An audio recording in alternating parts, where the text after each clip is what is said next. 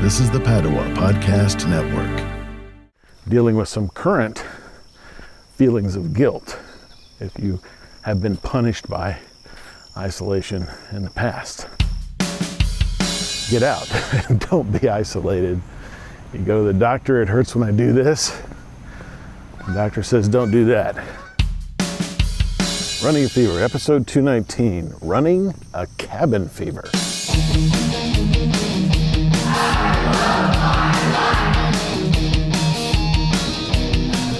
6 in the morning came without a warning. Paraphrasing one of my favorite 80s bands, Night Ranger. It is a little after 6 in the morning. It is pretty nice, 73 degrees here, humid. Had kind of a heat wave. I'm at Lake Atalanta in Rogers, Arkansas. First I've been out in a couple weeks, probably. But I'm also planning to come here tomorrow with a friend and walk again. But I won't be recording.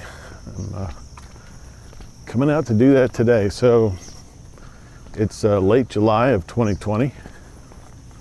And pandemic is still raging throughout the world with COVID-19.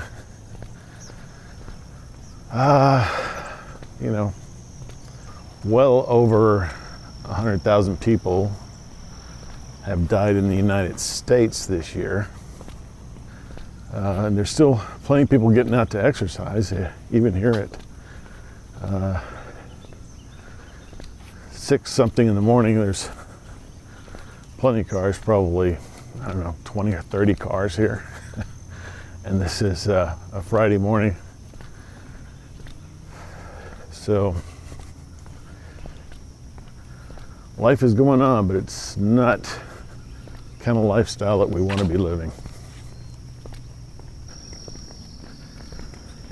Morning. So, probably this year, hundreds of thousands of people in this country will lose their lives to COVID-19. But believe it or not, more people will die of cardiovascular disease. I'd say 500,000, I don't know, more than that. So it's important to take care of your health, and always. And that's why we're here. This is a podcast about fitness, diet, and medicine. And the goal is to live a long, healthy, happy, active life right up until we go to that big vocal booth in the sky. Beautiful day here, some clouds. I took a picture on my street, not here, but on the street where I live.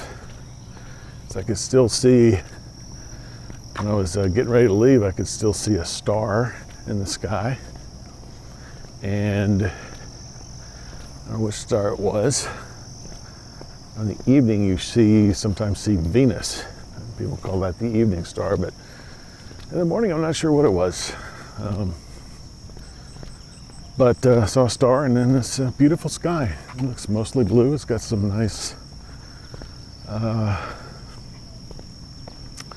don't know what you call that. It's kind of a pinkish, orangish reflection of the sun off of the clouds. That's just gorgeous. Just gorgeous. Northwest Arkansas, no place I'd rather live. There's lots of trees around this beautiful lake.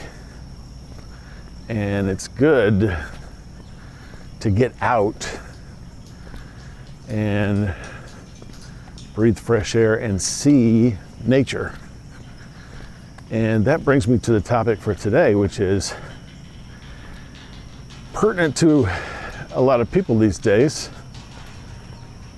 that are being shut in because of just being cautious because the virus is out there.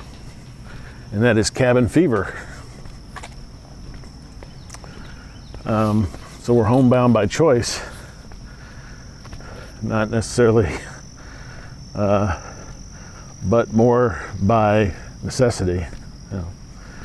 And I mean, it's possible to get out, but we could have risk to ourselves, our families, of either catching or spreading the virus. And there's not complete knowledge about what harm it does, and when it first came out, and we were first learning about it, I was thinking, we think in terms of, viruses that are familiar to us, and I was thinking the flu, something like that. So you get it, you recover, don't need to worry about it. However, I have heard some statements about long-term effects of COVID-19, and you can certainly look for that in a future episode. I'm going to get into that later. But today we're talking about sort of an ancillary effect to the virus, which is the psychological implications of isolation. Sometimes known as people.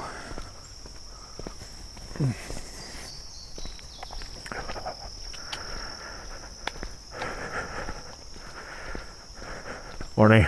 Morning.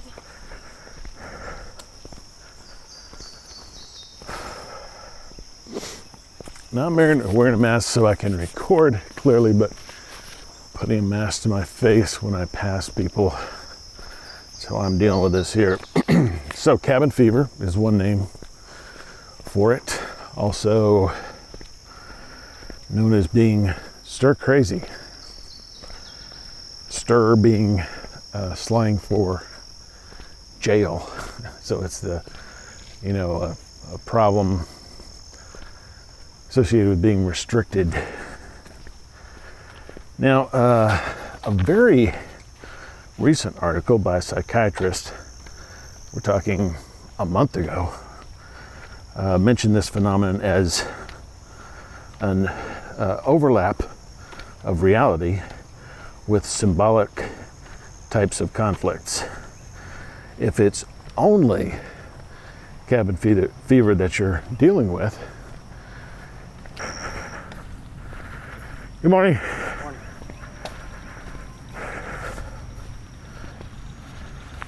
All right. So he's talking about being symbolic of other things. So if it's only cabin fever itself, the isolation, that discomfort that you're dealing with, it can be handled in a couple of different ways. One, the obvious one, is get out and don't be isolated. You go to the doctor, it hurts when I do this. The doctor says don't do that.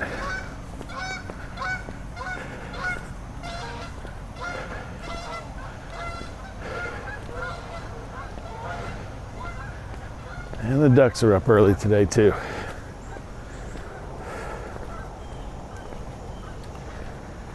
So one of the ways you can deal with it is talking about it.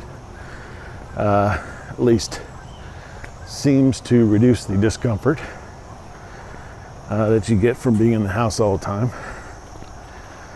But cabin fever can also trigger emotions from dealing with other things. It can kind of trigger post-traumatic stress disorder, PTSD, bringing back thoughts of, for example, punishment. If you were told to, stand in a corner, or were locked up in your room as a child for some sort of punishment, that can bring that back. Actual prison, of course. And of course, if you've been in prison or something like that, then it can trigger those things, right? So you can be experiencing PTSD based on the idea that it brings up these old feelings.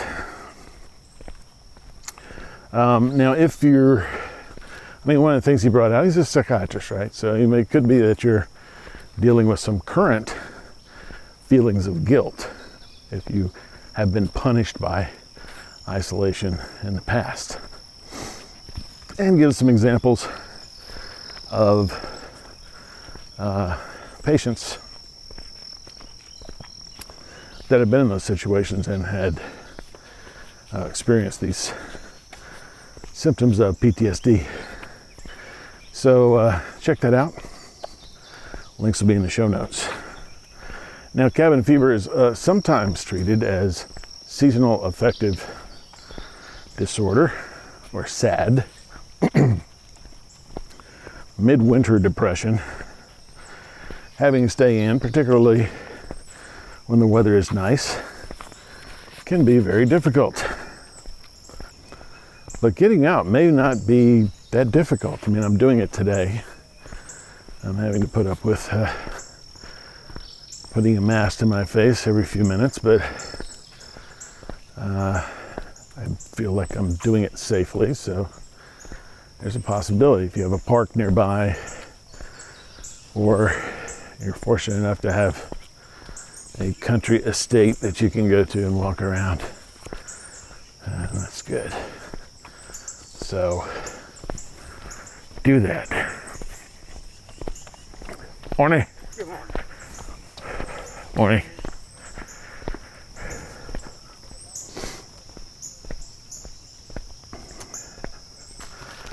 So I'm showing you on this show, you can even wear your mask and walk a whole 5.5 miles like we did in a previous episode at Lake Fayetteville. And you can walk that with your mask on. So the guidelines are still the same. Wear a mask or keep 6 feet of distance between yourself and others. And even when you do this, it's more risky than staying at home, probably, depending on your home situation, but probably it is.